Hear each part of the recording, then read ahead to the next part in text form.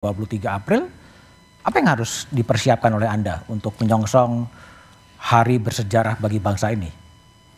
Ya, kita menunggu saja karena segalanya sudah kita hadapkan ke ruang sidang dan segala upaya sudah dilakukan.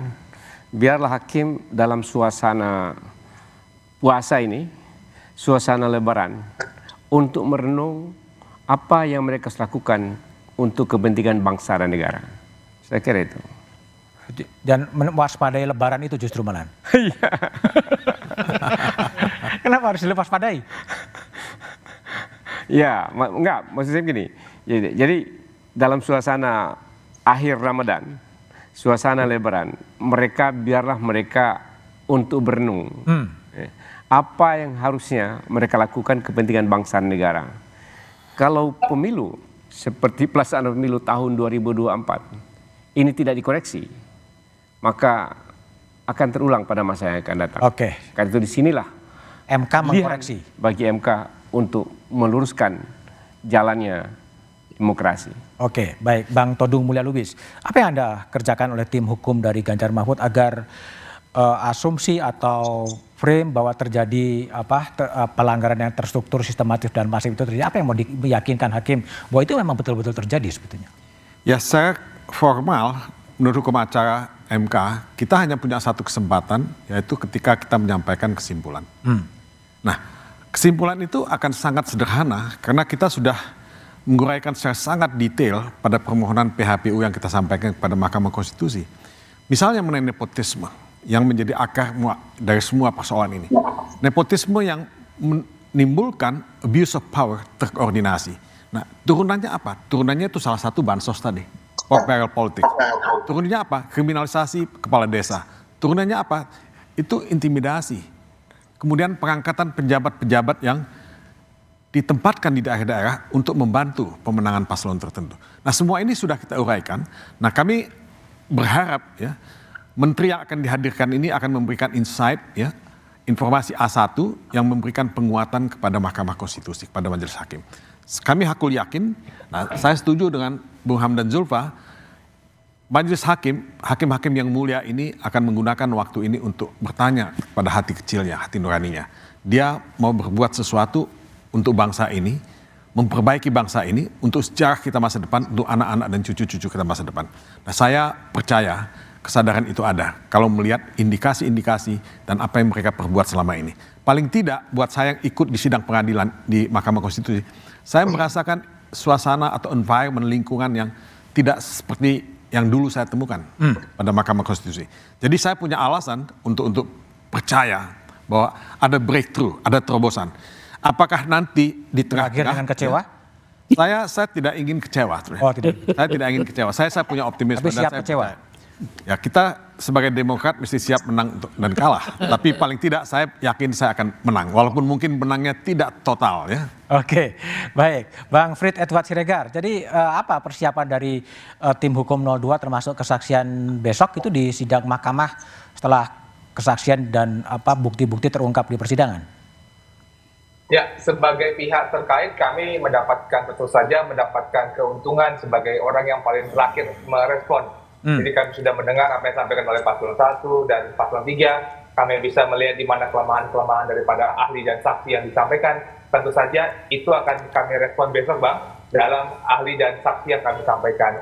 Saya hanya mau mengeko apa yang disampaikan oleh Paslon 1 dan Paslon 3 dalam berbagai kesempatan. Mari kita serahkan kepada Mahkamah Konstitusi. Dan kami juga percaya, mari kita serahkan kepada Mahkamah Konstitusi.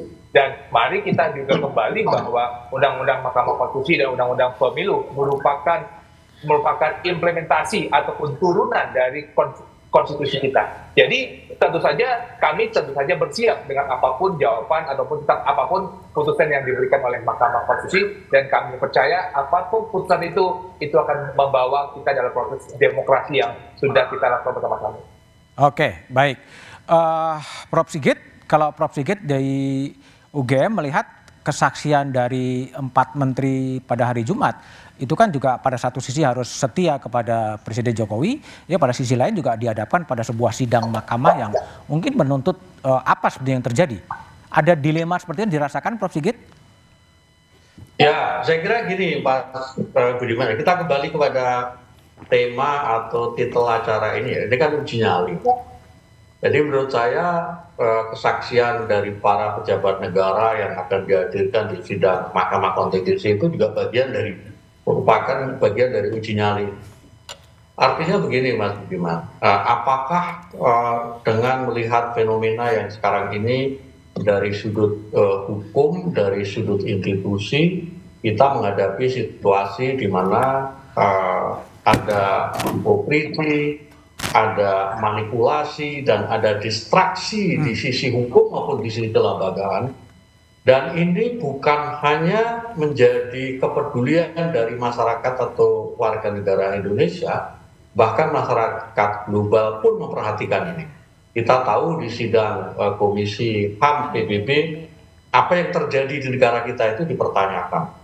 Nah, ini adalah menurut saya kesempatan, tetapi juga merupakan uji nyali, bukan hanya pada hakim konstitusi, tetapi juga para pejabat negara, dan juga bagi bangsa Indonesia. Ada 3 kemungkinan, Mas Budiman. Pertama, mungkin kita akan terima aja keadaan ini.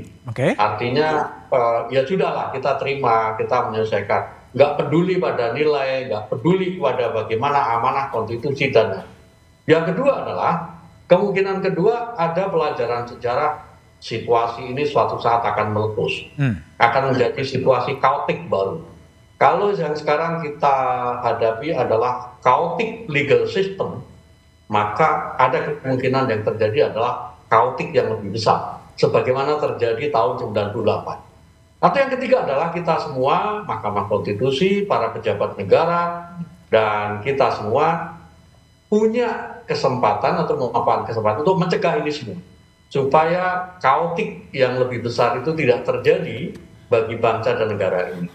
Saya kira itu Mas Budiman. Oke, baik Prof. Sigit. Prof. Sulis, kalau tadi kan berawal dari putusan MK 90, MK yang mengawali, apakah kemudian nanti MK yang akan mengakhiri ini menjadi sesuatu yang lebih balance gitu? Kalau menurut Prof. Sulis, apakah itu bakal terjadi atau ya sudahlah ini yang akan terjadi gitu? Saya pertanyaannya adalah apakah mahasiswa hukum di seluruh Indonesia akan mendapatkan pembelajaran yang bagus dari putusan MK yang landmark atau justru yang tidak gitu ya. Nah, saya tuh punya harapan dan saya kira hakim-hakim MK juga akan melakukan analisis yang beyond analisis doktrinal. Mengapa begitu? Karena di persidangan itu hakim MK sudah banyak dibantu oleh berbagai macam keahlian dan itulah yang sebetulnya dituntut oleh dunia hukum ke depan. Jadi bagaimana pengembangan studi hukum interdisiplin di dalam pembuktian pork barrel, di dalam pembuktian politisasi yudisial. Di situ ada banyak sekali ahli-ahli filsafat, politik, psikologi, sosial, antropologi dan lain-lain, dan lalu juga akan didatangkan menteri-menteri.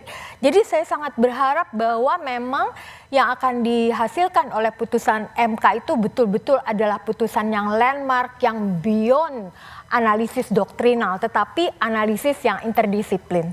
Oke, baik. Pak Maru, jadi kalau Anda di MK ya, 90 menjadi awal dan kemudian ada potensi, ada peluang untuk kemudian melakukan reposisi. Konfigurasi hakim MK sekarang yang 8 orang ya, karena Pak Anwar Usman tidak ikut dalam sengketa, itu seperti apa sih sebetulnya? Ya, kalau secara konkret atau pasti saya tidak bisa mengatakan, tapi beberapa saya kenal betul, mereka memiliki integritas yang tinggi. Tetapi beberapa yang sangat saya membuat kecewa itu ketika putusan 90 itu terjadi, yang dalam audit saya itu sangat-sangat jelas betul apa yang tersimpangi di dalam pengambilan keputusan. Oleh karena itu saya sekarang hanya menghimbau sajalah kepada hakim MK ini, kembalilah bahwa prinsip diberikan independensi kepada mereka bukan menjadi hak mereka itu, tetapi untuk rakyat seluruh Indonesia agar mereka bisa imparsial, tidak memihak dan bisa mengambil putusan yang adil. Jadi saya kira kalau kepada masyarakat kita juga saya menyerukan juga supaya siap menerima apapun putusan yang diberikan Mahkamah Konstitusi, termasuk kepada aparatur pemerintahan. Dia siap juga menerima, termasuk yang ekstrim sekalipun, karena peradilan ini adalah merupakan suatu ujian pengawasan terhadap semua lembaga. Sudah lama dikatakan bahwa manusia, masyarakat tidak ada yang menjadi malaikat kan? Kalau malaikat semua tidak perlu pemilu, tidak perlu pemerintahan.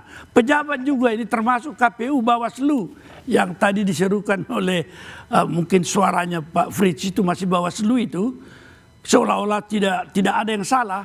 Mereka juga bukan malaikat. Oleh karena itu berikan kepada MK kesempatan pada last instance mengawasi semua itu dan mengambil keputusan.